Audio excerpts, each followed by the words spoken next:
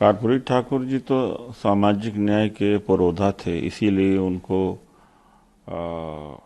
जननायक कर्पूरी ठाकुर कहा भी जाता है। आरक्षण के बहुत मजबूत पक्षधार थे और मोदी जी जब से आए हैं आरक्षण करीब करीब खत्म कर रहे हैं। तो ये तो विरोधाभास है। जो कर्पूरी ठाकुर जी थे और उनके विचार थे और बीजेपी के विचार में कोई समानता नहीं, बल्कि एकदम दोनों विपरीत धुरी पर है। लेकिन वोट का चक्कर है। कर्पूरी ठाकुर जी के विचार को मान करके कहीं भी दिखाएं, जैसे 48 सेंट्रल गवर्नमेंट यूनिवर्सिटीज हैं, कितने ओबीसी हैं, कितने एससी एसटी उसमें हैं, उसमें भागीदारी दे करके दिखाएं, तब जाकर के कर्पूरी ठाकुर जी के विचार के करीब पहुंच पाएंगे।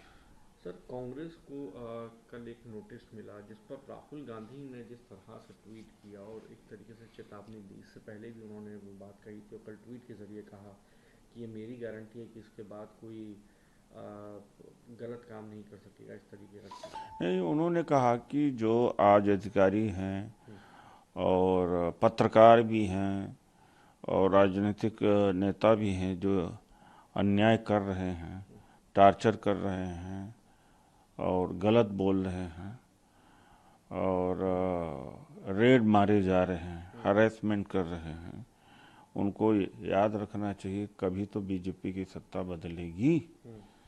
तो ये कहना तो सही बात है। ईडी है, इनकम टैक्स है, इलेक्शन कमीशन ऑफ इंडिया है। कितने दिनों से तो समय नहीं इलेक्शन कमीशन ऑफ इंडिया दे रहा, लगभग 10 महीना विपक्ष को, जबकि विपक्ष 28 पार्टियों के गठबंधन का है। तो ऐसे में उन्होंने कहा कि हम बदले की कार्रवाई नहीं करेंगे, लेकिन इनको याद रहना चाहिए, होना चाहिए कि कभी न कभी तो सत्ता बदलेगी। सर, मुख्तार अंसारी की दिल का दौरा पड़ने से मृत्यु हुई। आज उनके शव को दफनाया जाएगा। इस बीच समाजवादी पार्टी के विधायक हैं महेंद्र नाथ। उन्होंने कहा कि वो माफिया नहीं थे, मसीहा थे। और साथ ही उन्होंने मुख्यमंत्री और उप मुख्यमंत्री पर निशाना साधते हुए कहा कि उन्होंने भी तो मामले जो है अपने ऊपर जो थे उनको विड्रॉ किया है। पहले उनको आप माफिया कहिए, उसके बाद उनको माफिया कहिएगा। योगी जी के ऊपर तमाम मुकदमे थे और स्वयं उन्होंने विड्रा किया है। और अभी भी तमाम ऐसे उत्तर प्रदेश में माफिया हैं कि जिनके जिनके द्वारा बड़े अपराध किए गए हैं और ठेका लिया है और कितने लोगों की हत्याएं हैं, लेकिन उनके ऊपर कुछ नहीं हो रहा है। और जब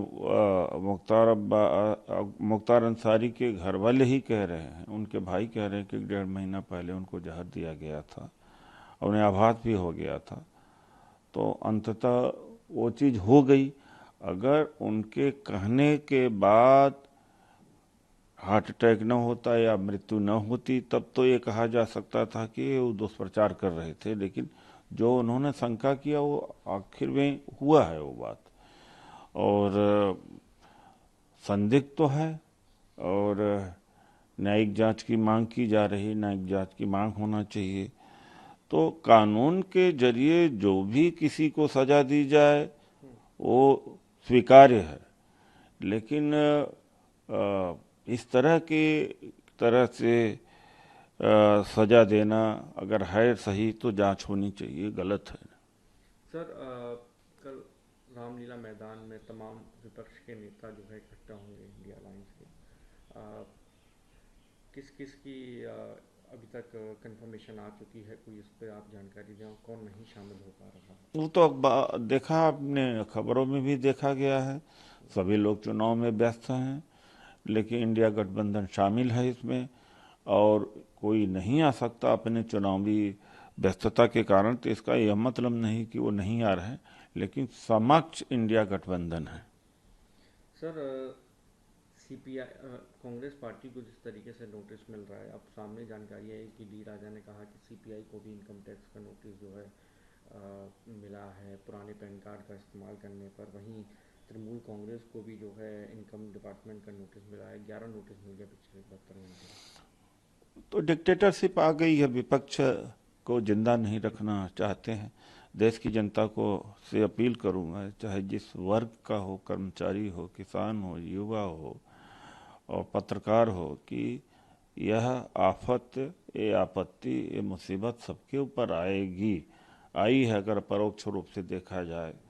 इस समय सबको खड़ा होना चाहिए। और कल जो रैली रामलीला मैदान में हो रही है, हर नागरिक को आना चाहिए। इसको राजनीतिक रैली ही नहीं मानना चाहिए। आखिर में अनएम्प्लॉयमेंट है या पुलिस का अत्याचार है, अन्याय है, न्याय नहीं मिल पा रहा है, बेरोजगारी है, इसका असर जनता के ऊपर ही तो है। तो जनता को निकलना चाहिए।